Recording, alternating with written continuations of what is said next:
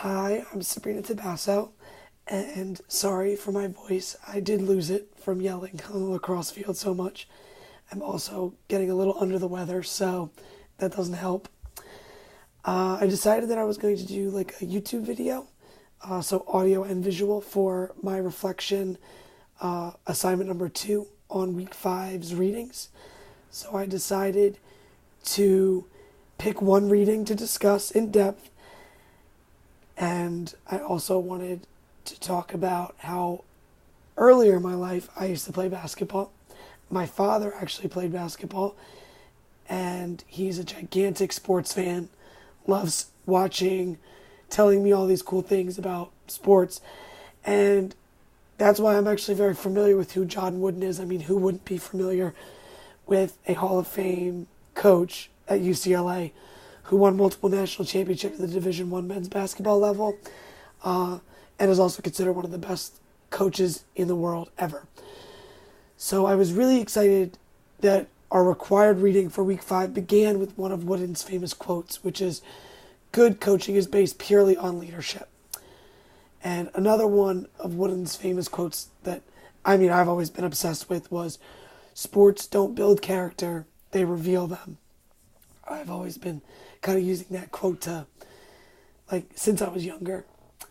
The point of this reflection is to realize that, in fact, it's difficult for people to gauge the success of a coach other than looking at their wins, losses, and schedules. So, especially from an outsider's perspective, looking in at a coach and team and program, they're not really sure what's going on a regular basis on the practice court, practice field.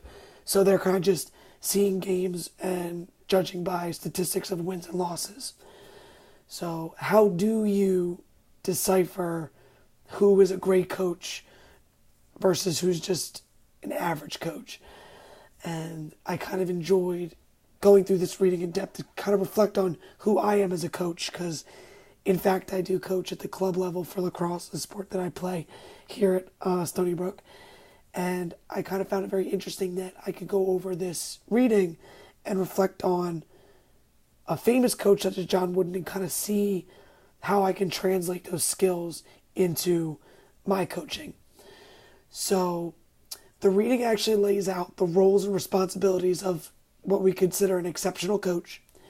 Great coaches need to be managers, meaning the coach is charged with the responsibility of making decisions for the team or an athlete. And this plays a very fundamental role in the operation of a team. Managers also have to handle personnel, institute policy, and are responsible for skill development and for fitness preparation for the athletes, which I actually have firsthand experience with that. Being a coach currently, it is my responsibility to prepare my athletes as well as to create a system in which I want my players to make certain decisions on the field while I'm deciding all the other decisions.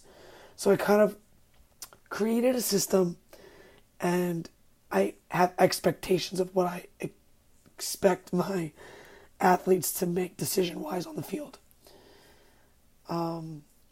Being a friend is the second part, and it is key, because being a good coach, you need to have good formed relationships with your athletes. And I have definitely experienced the negative and positive effects of how being friendly or having a great rapport or relationship with my players, I've seen them actually play better, more relaxed, because they have the ability and they feel comfortable asking me questions and talking to me about anything that they really have going on. We have to be good planners as coaches, which is very true.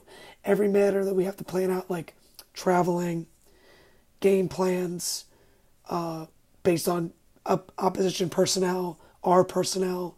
So any type of planning is always good as the third part for coaching. And lastly, great coaches need to be great motivators in order to maximize our athletes' full potentials.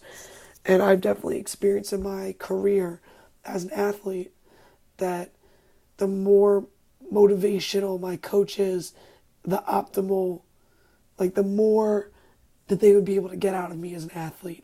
And then kind of translating that into my coaching career, I've been able to try to mimic what I've experienced to be positive, motivational splurges that my coaches have given me.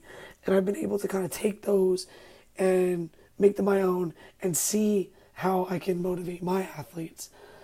And then lastly, with this discussion, I decided that looking through all the types of leadership, that I have become a transformational leader that improves stimulation and morale due to the 4 characteristics that I would possess, which is charisma, inspirational motivation, intellectual stimulation, and individualized consideration, which are 4 very key components in what makes a transformational leader so important.